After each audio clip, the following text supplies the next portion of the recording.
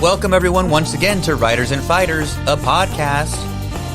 I'm your host, AJ Ortega. Every Sunday I release an interview with someone involved in the writing world or someone involved in the fighting world. Today I have a writer on the show. Scarlett Harris is a culture critic from Australia and the author of tons of pop culture articles in places like The Guardian, The New York Times, Playboy, Vice, and several others. Just this past March, her first book came out, titled A Diva Was a Female Version of a Wrestler. I'm about halfway through the book and really enjoying the content and Scarlett's comments on the topic that she covers. So stick around for that interview. You can hear a little bit more about Scarlett and her work.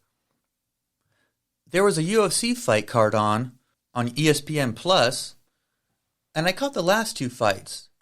The co-main event was Yao Xiaonan versus Carla Esparza, and Xiaonan is on a 5 or 6 fight winning streak, I think, which I think is the top of the division. And Carla Esparza is the inaugural strawweight champ, and that happened 6 years ago, I think, maybe 7. And Esparza in round 1 gets a takedown immediately, and that first round was probably a 10-8 in her favor. She's a great wrestler, has great jiu-jitsu, and Xiaonan is just outclassed by Esparza. Great elbows by Esparza, and she's great from inside the guard, from side control, north-south position, and ends up winning in round 2 by securing a crucifix position, which is side control and trapping one arm between her legs and the other with her arm, elbow, or head. And I think the only position of control she didn't get was full mount, but she didn't need to. And she was way more effective with the crucifix and just raining down right hands until the ref stopped the fight, and that was in the second round. And since she beat Thug Rose Namajunas in the first strawweight championship, I think it's only natural now that Carla Esparza gets a shot at Rose's belt. And this is 6 years later, and after a lot of development from both women, I think this is the fight they make, and I hope that they make it soon. The main event was Rob Font versus Cody Garbrandt. And I'm a big fan of Cody Garbrandt. Even though, he was, KO'd 3 times in a row, I think he's a fan favorite. He's an exciting fighter. He's had some spectacular performances. And this was 2 top 5 bantamweights duking it out. And in the first minute or two, Michael Bisping on commentary, again, shout out to Michael Bisping, one of the great commentators and great fighters, personalities. Dude has one eye. He's just great. But in the first minute or two, Michael Bisping says that the jab is key for Rob Font and that Cody needs to avoid it. And that's naturally what I thought when you see the tail of the tape and you see a 5-inch reach advantage. 3 inches is a lot. 5, that has to be a main thing that you have to figure out in terms of defense and your offense. And that was the big story of the fight. Cody got tagged a few times, and I think that he was a little tentative the whole fight. He just didn't seem like the guy that picked apart Dominic Cruz to win that bantamweight championship a few years ago and just put on a clinic against one of the best of all time. And after being KO'd 3 times, I just don't think he has the chin or the confidence that he used to have when he was undefeated and just on a streak. He's usually an exciting fighter and a really good draw. This was just not his fight. He took a lot of shots. It proved he does have a chin, but I hope he can make the necessary adjustments needed to rebound. As far as Rob Font goes, he's in line for the championship for sure, and I'm really eager to see how that pans out. Okay, now it's time for the interview with Australian writer and culture critic Scarlett Harris. All right, and I am joined by Scarlett Harris, calling from Melbourne, Australia? Yep, that's right. Okay, great. So maybe tell the audience a little bit about yourself and why are you on this podcast? Yes, hi everyone. My name's Scarlett Harris. I'm a writer and culture critic from Australia. I write about mainly pop culture. And the reason I'm on this podcast is because one of those subcultures of pop culture is professional wrestling, about which I have written a book called A Diva Was a Female Version of a Wrestler, an abbreviated herstory of world wrestling entertainment. Great, great. Yeah, I picked up the book. I didn't know if my hard copy would come in time, so I ended up getting it on my Kindle. But the hard copy came today, and the cover's super cool. That cover's super great, very colorful. And I really love the title being a play on the Beyonce song, right? Yeah. Yeah, thank you. Not everyone picks up on that, but I think once you have, it's pretty hard to get out of your head. When did the interest in wrestling first start for you? It's just gone 20 years for me. So I started watching wrestling at the start of 2001, and it's been pretty much since then. I did take a small break from watching in about 2010 for about 3 or 4 years. Not for any reason in particular, but just, it didn't necessarily fit in with my lifestyle at that time. And then I started getting back into it around the advent of the WWE network, which just made it, more accessible for people to watch. And, lucky for me, that kind of coincided with the whole women's wrestling evolution that was just kind of picking up steam at that time. And yeah, the rest is her story. Great. And so in 2001, when you started watching, do you remember what match or what programs were happening in that time when you kind of latched onto it for the first time? Yeah, it was just after WrestleMania 17. So I think it was like the lead up to Backlash. Great. One of the kind of, a couple of the moments that kind of stood out to me, I think was like, it was Kurt Angle and Shane McMahon were having a feud or something. And I think that was when someone got suplexed through the glass. Yeah, the famous street fight with Kurt Angle and Shane McMahon where they didn't put the dummy glass in, and there's that infamous moment where it takes them 3 times to go through. Yeah, that's a very memorable one. I show that to people when they don't know wrestling. I was like, let's put this one on. And it definitely gets people's attention, yeah. Yeah, exactly. So that, that's an image that kind of really stood out to me. So, yeah. And so did you have any favorites when you first started watching? Male or female, men or women? Yeah, so Triple H was my favorite. The Hardy Boys leader, Chris Jericho, Kurt Angle, kind of all of those people that were kind of circling the upper echelons of the company at that time, and that were sort of, I guess you could say, the kind of figureheads of that time. So, yeah. Yeah, for sure. I think I was a big fan of heel Triple H around that era, for sure. Yeah, me too. Like, it's probably like a bit of an unpopular opinion at the moment, but he's always one of my favorites. Of course, yeah. Triple H, the wrestler versus Trips, the businessman, right? It's a hard one sometimes, yeah. But Kurt Angle's great, and the Hardy Boys were great. Jericho's one of my people I saw their entire career, and so that's pretty cool to see. When you started to get interested in pop culture, was that because of your studies? Are you like a cultural studies student and things like that? Like, was that your major? No, my major was professional writing. But I mean, look, like, I've been a pop culture fiend since birth, pretty much. Like, right. as soon as I could start, actually conceptualizing things, like, I've always kind of just gravitated towards TV and movies, TV mostly, music. Like, as a kid, I would like count down the days until like the latest, pop culture magazine would come out, and I'd run to the corner store with my allowance and, devour it within like the first hour of picking up the magazine and stuff. Right, and reading movie reviews and like album reviews, interviews with artists, musicians, and things like this, and plugged into that. Exactly right. So yeah, it's just like it's in my blood at this point, though. Yeah. And so when did you? Because I'm the same way. I'm a pop culture critic myself, and I that's the stuff I like to lean into. I'm like, well, I'm already consuming this stuff, and look at it critically. So how do I add my studies and my education and that intersection and write about it that way?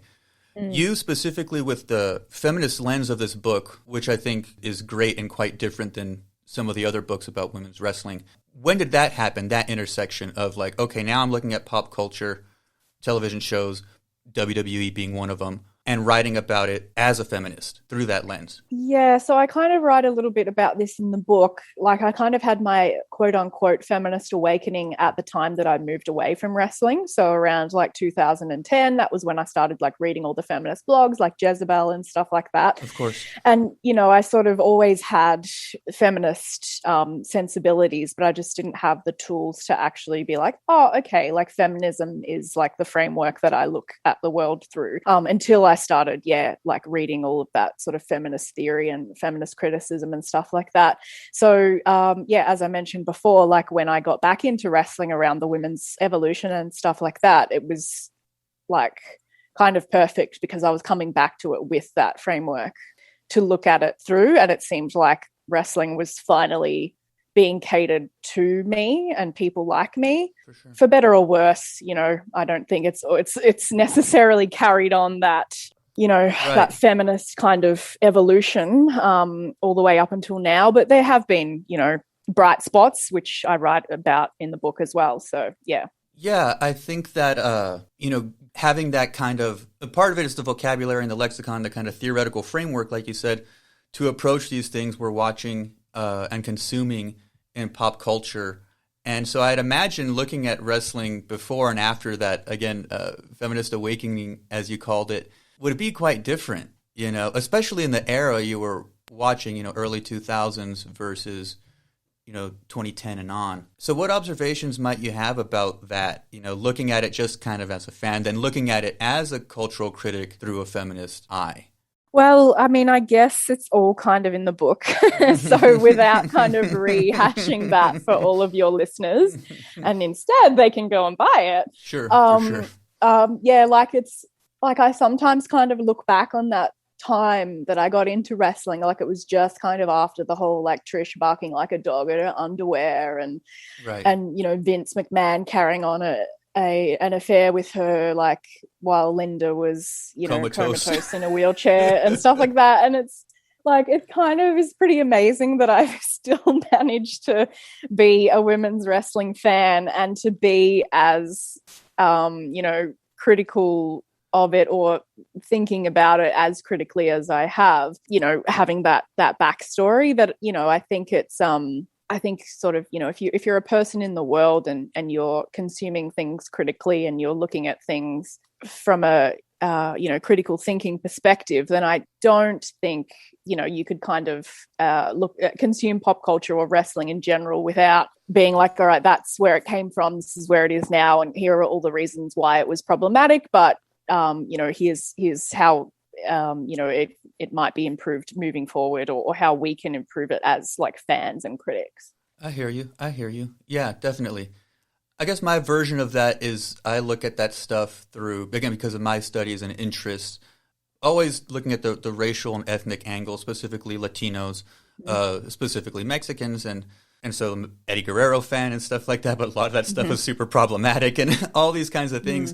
And so I have that same kind of a version of that perception of like, man, there's a whole lot of not okay things. I'm still riding with it, hoping that things maybe get better, right? Or another good wave of positive representation, you know, happens or something. And so once you kind of, these ideas are bouncing around in your head and stuff, tell me about the genesis of the book. How does it go from observing this stuff to, I need to put this together and compile it? Yeah, well, by the time I kind of conceived of the book, which was about 2018, I'd been writing about wrestling or getting paid to write about wrestling for about 2 years. And so, you know, I'd kind of amassed a sort of portfolio of writing about wrestling. And I sort of, as you mentioned before, saw a hole in the market of wrestling books. Not many, if any, were from a feminist perspective. And even, you know, in the couple of years since I started thinking about the book, you know, there's probably only been like one other book or two other books that are specifically about women's wrestling, but I think they're more of an overview. It wasn't really like, okay, here's a bunch of kind of ideas about women's wrestling, and here's how we're going to examine them, which I kind of describe my book as more of a collection of cultural essays rather than a straight history of women's wrestling. But yeah, that's how it kind of came about, and I started pitching it around for about a year and a half, and I finally sold it to Fayetteville Mafia Press at the end of 2019. And that kind of coincided with the lockdown and everything, which was kind of perfect for me. I mean, if your listeners don't know, like, Australia wasn't very hard hit by COVID, which was a blessing in disguise. However, we also did have one of the toughest lockdowns in the world. So for about, of course, yeah, 4 months, we were like, not really allowed to leave our houses. So I was like, okay, great. Like, I'll just write my book. So that was kind of perfect. And then, here we are, and it's been out in the world for a few months now, and just a couple of months now. That's awesome. It's great.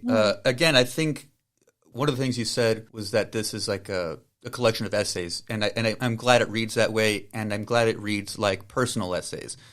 Because there was another book I saw, and you referenced it once or a bit in the beginning of your book, the Sisterhood of the Squared Circle book, and that's like kind of like a history almost kind of text, and it's very, it's a good reference. It's a really cool reference. Whereas this one does have your voice, which is really cool, that you navigate these certain programs between a couple wrestlers or like you group them in these kind of like movements, and you do become part of it. And I wish there was more of that, like, smart pop culture stuff that included the viewer as the author. And so that's just something I appreciated and was refreshing for me. Yeah, thank you. I agree. Like, there's only so many kind of like straight history or more encyclopedic type books that you can sort of read. And you're sort of like, all right, well, I know that these are like the main points that have happened in history. Like, now I want to delve into it a bit more and unpack it more and kind of relate it to the broader culture, which I've tried to do. So thanks for that. And yes, as a reader and a consumer of pop culture, that's what I like to read. So I wanted to kind of write a book that I wanted to read.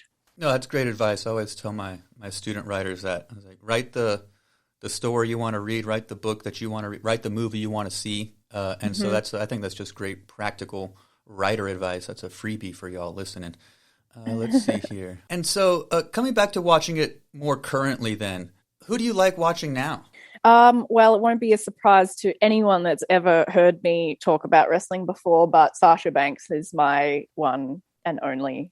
Well, she's not my only, but she's my main one. It's like her and then a big gap and then like everybody else. But yeah, Sasha, I really like Bianca Belair, Becky Lynch. I'll get a lot of shit for saying this too, but like I really like Nikki Bella. Not necessarily for her ring work, but the way that her and Brie have kind of carved out and I write about this in the book too, but they've carved out their own kind of niche of, oh, for sure. All right, women's wrestling is, the longevity of that is only so much, and how are they gonna harness that after they've retired from wrestling? So I really appreciate how they've kind of created this whole new career path for women in wrestling. No, yeah, they're really smart. I think they, again, made all the right moves and stuff to have something after wrestling in addition to wrestling. And again, the types that are always going to be, connected to that world. But yeah, I think, and Sasha Banks is one of my favorites for sure. I was just thinking she's been in so many of the recent, what I would say are, 4 or 5 star women's matches in the last couple of years. She's just always putting on that show. She's great. And so right now I'm not actively watching the WWE product, but I keep up with it, read up, watch a recap kind of thing on YouTube or something. But I do struggle sometimes, like how do I reconcile watching this product and taking issue with like the narrative choices on TV, and then like worse, like the business choices of the actual company, right? The fact that the wrestlers are exploited and working hurt and stuff like that. The Saudi Arabia stuff, how do you approach that? I started by actually canceling my WWE subscription, but that's one I've struggled with lately because it's just it gets kind of hard to defend this thing that I've loved since I was 30 years. Yeah, exactly. I think, the title of the first chapter in the book is to be a women's wrestling fan is to be a sucker for punishment. And I think, that just applies to wrestling in general, or at least WWE fandom, right? I mean, like, with the, you mentioned the Saudi Arabian stuff, like I kind of touch on this a little bit in the book, but like, there was that time in the end of 2018 when it was the second Saudi Arabian show that was running like a couple of days before Evolution or a couple of days after Evolution.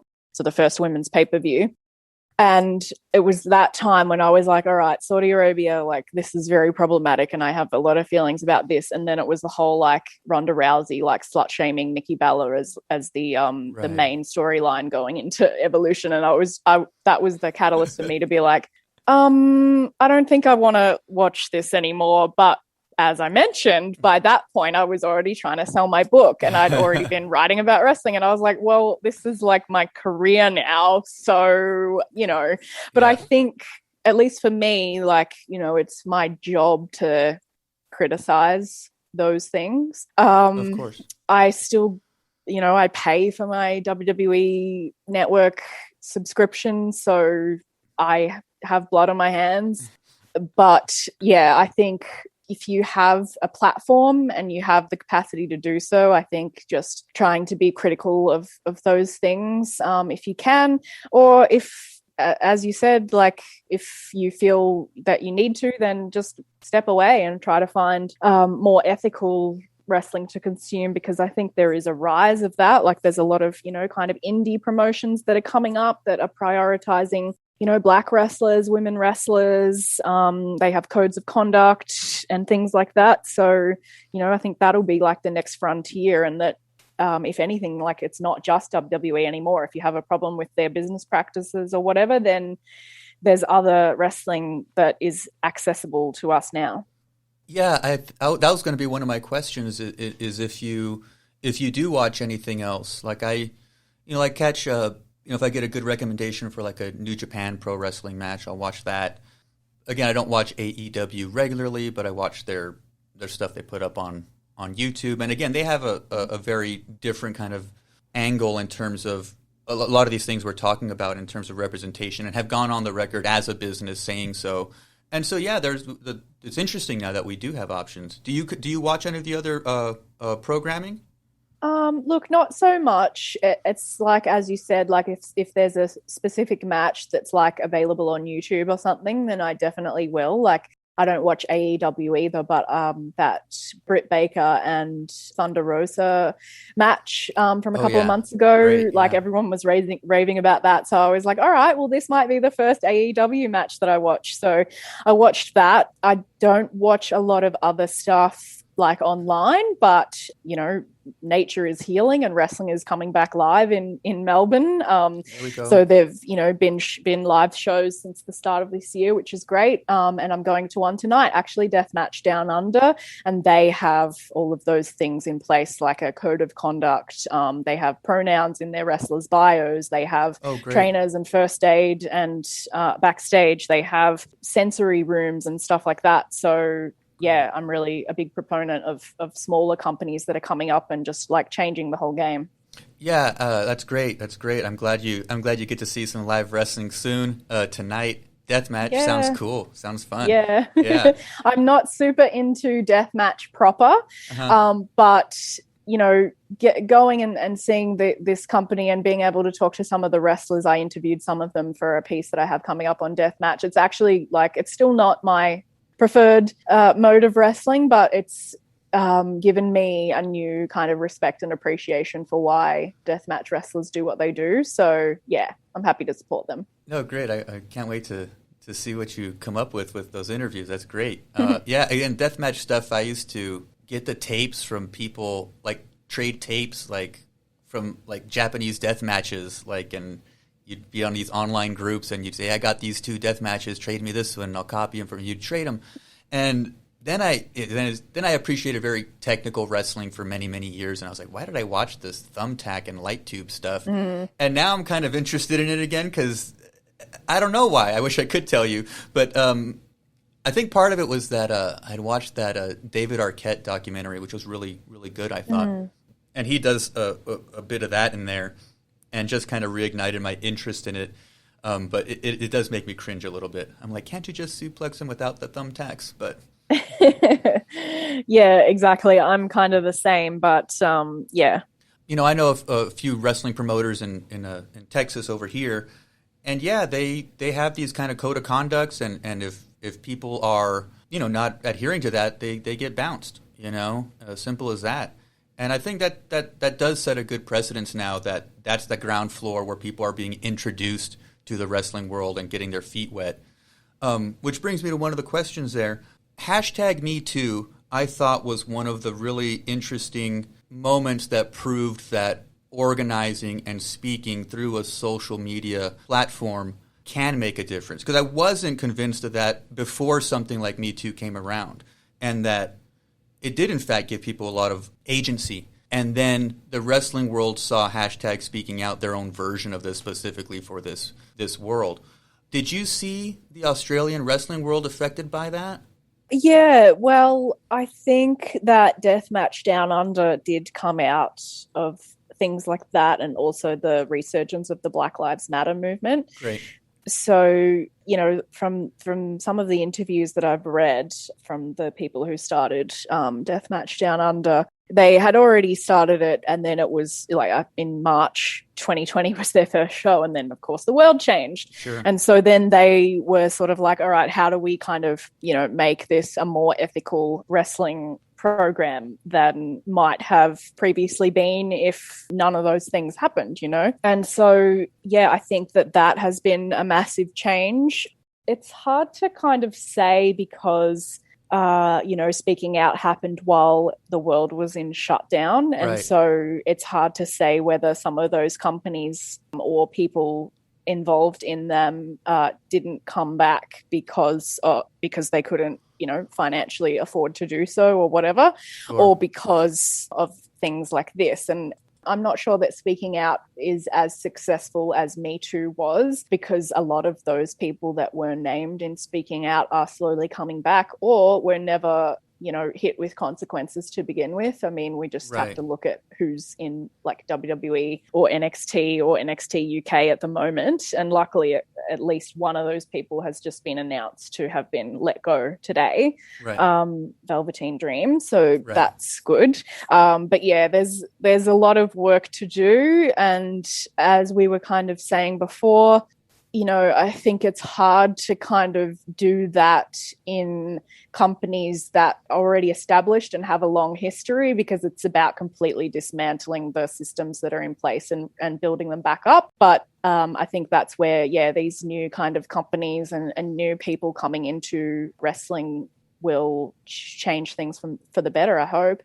Yeah, the fact that, it becomes foundational if it's a new company versus trying to retrofit this conduct policies on a company that has a history of bad conduct, right? And so, so I think start these new companies and small indie promotions, keeping that on the ground floor and a foundational part of their inception, I think is the way to go.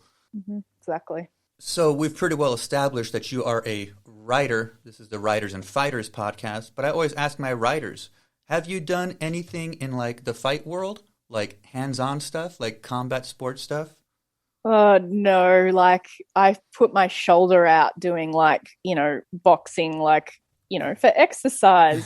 So no, like I I haven't done any fighting. Like I'm way too scared of getting hurt. So no, I just try to stay as a spectator and not on the other side of the ring. Really? Have you ever thought about, again, in the wrestling world, again, theatrical, the illusion of fighting, have you thought about maybe not being a wrestler, but, I don't know, be somebody's manager?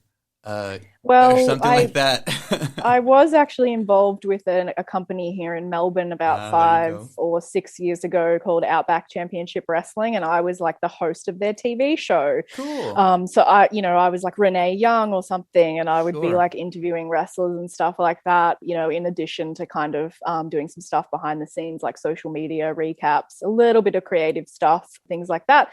But yeah, again, like that whole experience, I was just like, I'm good over here as like a fan and the critic. Like, I don't want to be involved behind the scenes. But I think that's a good way for you to do so. Again, put a microphone in your hand and interview wrestlers. And yeah, I think that's cool. I think, even that little bit must have been, or what did you think of that? Did you think it was fun and cool to kind of be part of the show in that element? I don't know. I mean, I find that wrestling can be very much like high school. Like it's very much, a lot of egos, a lot of cliques. Oh, for sure, for sure. A lot of placating people. And I was just like, no, like I graduated from high school like 10, 15 years ago. Like I've moved on. Where's my thanks. keyboard? Let me get on the computer again and write a book. Yeah, exactly. And so the book, A Diva Was a Female Version of a Wrestler, is out now. It's been out for a couple months. What do you got coming up next? Well, I'm editing my next book, and that's due in a couple months. It's through the same publisher, Fayetteville Mafia Press. It's called The Women of Genji Cohen. And for people who don't know Genji Cohen, she is the executive producer of Weeds, Orange is the New Black, and Glow. Nice. And so, yeah, I'm just editing a collection of essays about her shows from a bunch of writers. And that's been really interesting. I haven't done a lot of editing prior to that. So it's, just another kind of thing to add to the resume. So, yeah.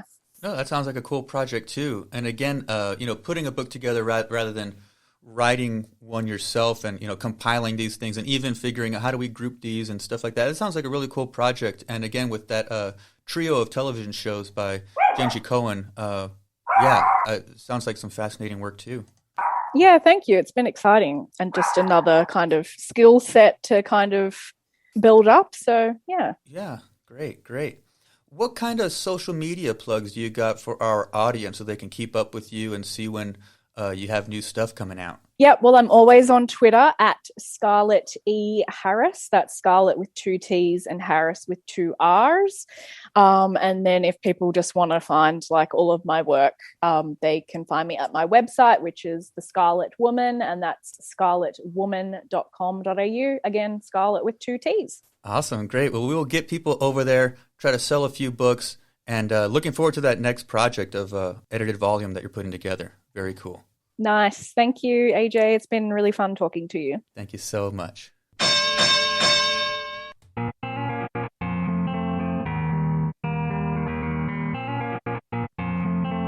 All right. Thanks for listening to that interview with Scarlett Harris, pop culture critic and writer, who called in from Melbourne, Australia. To follow her, check out her website, scarlettwoman.com.au. Her Twitter and Instagram are both at Scarlett E. Harris. All the latest from the podcast is on writersandfighters.com. Make sure you follow us on social media. Make sure you're subscribed on all your favorite podcast apps. I appreciate y'all listening. Thanks for the support. You stay tuned for more. Each and every week, every Sunday, I'll release a new episode.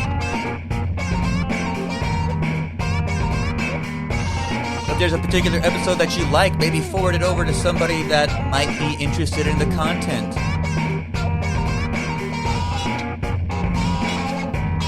All right, y'all. Be good. Be safe. Take care of each other. Don't take no shit. And we'll see you next week.